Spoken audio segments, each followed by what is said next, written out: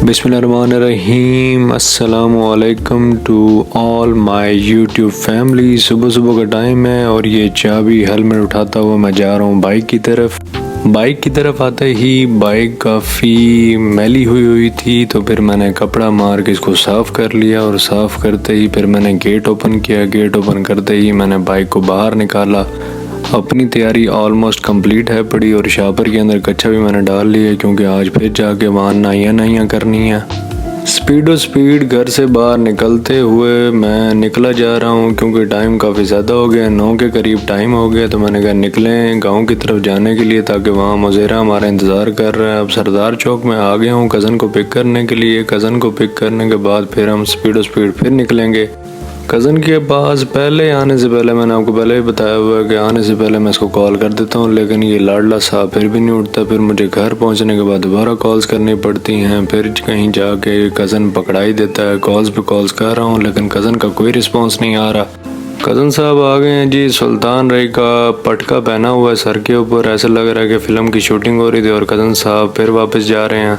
Cousin ने कहा कि कुछ देर बैठ जाओ अंदर, मुझे एक काम है पड़ा। तो फिर मैं अंदर आ गया। मैंने कहा चलो मैं बैठ जाता हूँ, लेकिन गर्मी बहुत ज़्यादा है पड़ी। मैंने कज़न को कहा कि जल्दी आ जाओ। कज़न की गाड़ी को देख के एक ही ख्याल आता कि यार ये कमाल की गाड़ी है, लेकिन अब मैं दूसरे रूम में आ गया हूँ।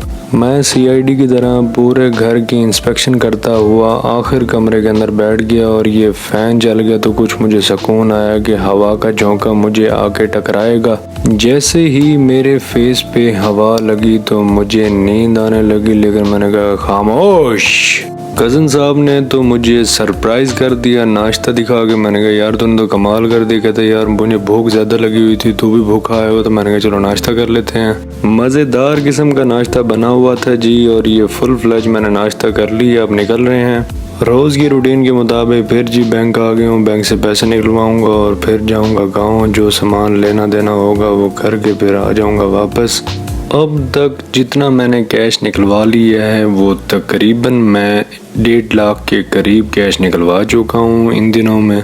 कैश जी निकलवा लिया है। अब निकलते हैं जी गांव की तरफ स्पीड। 11 बजे का टाइम हो गया है। मुज़ेरे भाई के फ़ोन पे फ़ोन है कि भाईजान आ जाओ। निकलते वक्त मुज़ेरे भाई का फ़ोन आया है कि जो ताला हमने गेट पे लगाया हुआ था वो ताले की चाबी जो है दोबारा ताले में नहीं लग रही, यानी कि ताला ख़राब हो चुका है। ताला जो मुझे पसंद आया है वो पुरानी तिजोरियों पे जैसे ताले लगाए जाते थे वो पसंद आया है, और मैंने कहा है इसको ले लिया जाए ताकि हमारे लिए बेहतरी हो जाए, क्योंकि ये यूनिक किस्म का ताला होता है। इसके काम काफ़ी सारे अच्छे हो जाते हैं। अच्छे मतलब ये कि इसकी एक तो चाबी काफ़ी यूनिक होती है और इसको जो है तोड़ा भी नहीं जाता आसानी से। ये बड़ा मुश्किल किस्म का ताला है बड़ा, जो कि पुराने लोग पुरानी तिजोरियों में लगाते थे। अब कज़न साहब भी अपने इंस्पेक्शन कर रहे हैं, क्योंकि जो कुछ मर्जी हो जाए फाइनल टच जो है हमारे कज़न साहब देते हैं।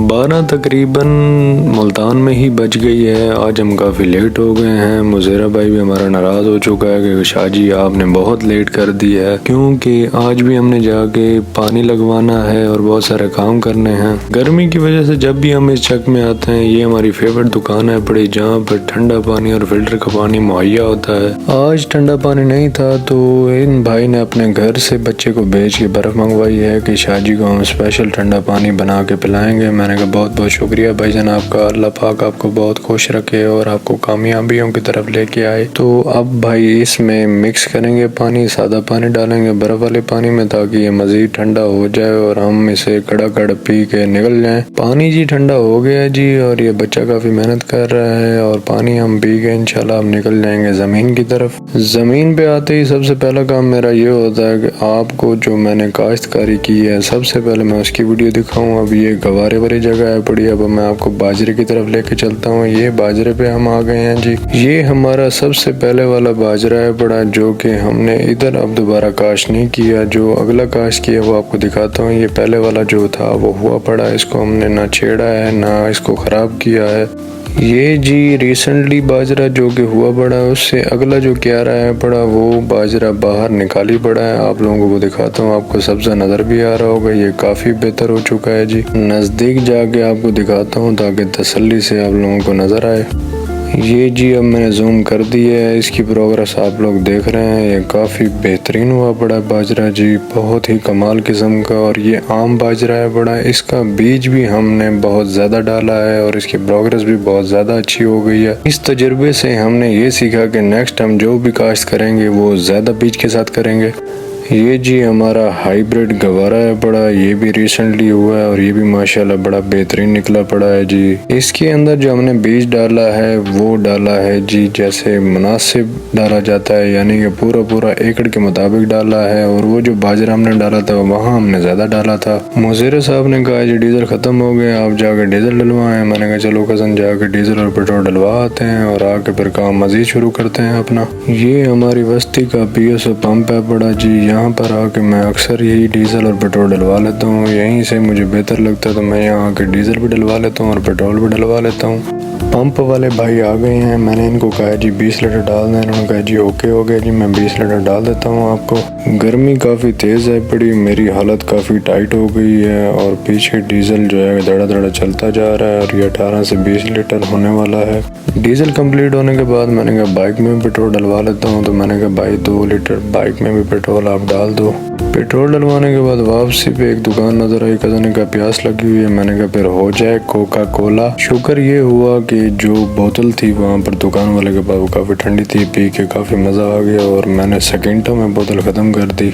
डीजल आते ही मैंने मंजूर भाई के ज़िम्मे कर दिया। मैंने कहा जी इसको डालो और ट्रक जो है चलाने वाली करो और पानी लगाओ, ताकि टाइम ज़ाया किए बगैर जितना टाइम रह गया उसके अंदर हम पानी लगाएं और बाजरे और गवारे की हिफाजत कर सकें। मैंने मंजूर भाई को कहा है कि डीजल मैं 20 लीटर ले आया हूँ और 20 का 20 पूरा इसमें डाल दो और चला दो बेहतरीन तरीके से। अब ये मंजूर भाई क्रॉस की फिटिंग करता हुआ टूल के सामने लगा रहा है ट्रक को, और ये ट्रक जैसे ही लग जाएगा फिर पानी ऑन हो जाएगा हमारा। फाइनली जी हमारा क्रॉस फिट हो चुका है जी। बच्चे मंजूर भाई के काफ़ी मेहनती हैं बड़े और काम बेहतरीन तरीके से करते हैं। इतने दिल से पौधे लगाए थे और बच्चों ने जो है पौधों का बुरा हाल कर दिया है, पत्ते सारे उड़ा दिए हैं। बच्चों को बंदा क्या कहे, यहाँ के नहाते भी हैं और हमारा नुकसान भी काफ़ी ज़्यादा करके जाते हैं। और ये ट्रक हमारा चल पड़ा है जी, और ये पानी स्पीड निकल आया है जी। पानी की स्पीडें निकलती जा रही हैं और ये आगे जाएगा। अब गवारे को लगे या बाजरे को लगे ये मंजूर भाई अब हमें बताएंगे। बच्चों ने एक शरारत और ये की है कि खाड़े के अंदर मिट्टी डाल दी है। अब ये जो मिट्टी जो है पानी के साथ मिक्स हो गई है, औरतों में भी इसके अंदर डले हुए हैं। तो मैंने इन्हें कहा जी कि पानी 1 मिनट के लिए रोक दो, ताकि जो पूल हमारा है बड़ा वो साफ़ हो जाएगा, ये पानी निकल जाएगा, क्योंकि हमने नहाना भी है ताकि सुकून माहौल के साथ नहाया जाए। और पानी ये निकल रहा है जी। दोबारा जी पानी स्टार्ट कर दिया गया है और ये पानी मैंने मंजूर भाई से पूछा है कि कहाँ लगाया जाएगा, तो उन्होंने कहा जी शाह जी एंड वाले बाजरे को आज पानी लगाएंगे। ये रिसेंटली बाजरा हमने यहाँ पे काश कर दिया था, तो आज इसका फर्स्ट पानी है जो हम इसको आज लगा रहे हैं। ये पानी अब इसके अंदर एंटर हो चुका है जी। पानी जैसे ही लगेगा, ये घंटे डेढ़ का प्रोसेस है पड़ा, तो ये भी कंप्लीट हो जाएगा। बच्चा जी बन्ने बनाई जा रहा है और पानी जो है अपना रास्ता निकालता जा रहा है। बन्ने ये इसलिए बनाए जाते हैं कि पानी की सतह जैसे ऊपर आ जाएगी तो ये बन्ने से दूसरे साइड पे खोल दिया जाएगा पानी को, और पानी जल्दी से जल्दी अगले क्यारे में चला जाएगा। पानी जी ऑलमोस्ट जो पहला बन्ना हमने बना लिया था उसमें कंप्लीट हो गया। अब ये दूसरे बन्ने के अंदर खोलने की तैयारी कर रहे हैं हम लोग। पानी फुली लोडेड हो गया है इसके अंदर। अब ये बच्चा जो है दूसरी साइड से इसका नक्का खोल रहा है पड़ा, ताकि जो बाकी का एरिया रह गया है वो जल्दी से जल्दी इस पानी से सैरियाब हो जाएगा। पानी जो है फुल स्पीड से निकलता हुआ आ रहा है पड़ा। इतना ओवरलोड हो चुका था पानी की, ये नक्का भी यहाँ से टूट गया। मैं साथ ही खड़ा था और ये पानी इतना तेज़ से निकलने लग गया यहाँ पे कि ये विदिन 5 मिनट्स ये पूरा का पूरा क्यारा कंप्लीट हो गया था। फिर मैंने क्लोज़ किया तो बहुत सी जगहों पे मुझे ये काफ़ी सारे बुलबुले नज़र आएंगे, यानी कि ज़मीन जो है वो बहुत ही ज़्यादा पानी पी रही है हमारी, क्योंकि ये रेतली ज़मीन है। रेतली ज़मीन को जितना पानी दिया जाए उतना कम है पड़ा। वो क्यारा कंप्लीट हो गया तो ये बच्चा यहाँ दूसरी जगह पे पानी खोलने आ गया है जी। अब इसमें पानी लगेगा जी। पानी का प्रेशर इतना तेज़ है पड़ा कि जैसे ही ये करीब आता है तो ये नक्का जो है बड़ा बन जाता है, यानी कि स्टार्टिंग पे नक्का छोटा होता है, जैसे हम पानी लगाते हैं तो ये नक्का बहुत बड़ा हो जाता है और इसको भी पानी तकरीबन लग चुका है जी। गर्मी से बचने के लिए मैंने और कज़न ने डिसाइड किया कि चल के अब नहा लेते हैं। नहाते नहाते सुकून थोड़ा सा मिल ही जाएगा क्योंकि गर्मी बहुत तेज़ है पड़ी। कज़न साहब छलांगे वलांगे मार रहे हैं और मैंने भी कहा कि तुम घुस जाओ और मैं पानी में आ रहा हूँ। पानी में मैं भी घुस गया हूँ जी। घुसते ही सबसे पहला काम मैं ये करता हूँ कि आते ही अपना सर गीला कर देता हूँ क्योंकि मुझे स्विमिंग तो आती नहीं है। ऐसे ही छोटे मोटे काम करके मैं अपना दिल खुश कर लेता हूँ कि मैंने नहा लिया। 2 से 3 दफ़ा ये सर गीला करके मैं खुश हो जाता हूँ कि और ये अचानक मेरे कान में पानी चला गया और मुझे लगा कि टेंशन ना बन जाए कोई, कान से मैं पानी निकाल रहा हूँ जी, लेकिन निकल नहीं रहा। फिर कज़न से मैंने फरमाइश कर दी कि पानी का तालाब मेरे ऊपर डाल दे मेरे दोस्त, और उसने ये कमाल कर दिया। टूल जी बंद हो गई है जी। अब हमारे जाने की तैयारी भी कंप्लीट हो गई है। मैंने शूज़ भी अपने धो लिए हैं और जाते वक्त जो है मैंने क्यारे देख लिए तो आज 3 क्यारों को पानी लग गया है जी बाजरे के। मंजूर भाई भी ट्रक का सामान तैयार करके जा रहे हैं वापस और मैं भी अपनी किट करके कंप्लीट हो चुका हूँ और कज़न भी पहन चुका है कपड़े। अब हम जा रहे हैं वापसी की तरफ। निकलने से पहले मंजूर भाई ने कहा कि डीजल ख़त्म हो चुका है ट्रक में। फिर मैंने 1000 रुपये बच्चे को देकर डीजल मंगवाया। मैंने कहा इसमें डीजल डालो और आप सुकून से घर जाओ, बाकी का काम कल करेंगे। अब ये बोतल से डीजल डाला जा रहा है ट्रक के अंदर। शुक्र है इसने मौके पे बता दिया है, फिर ये ना होता कि ये चक में खड़ा हो जाता और बाद में हमारे लिए मसला हो जाता।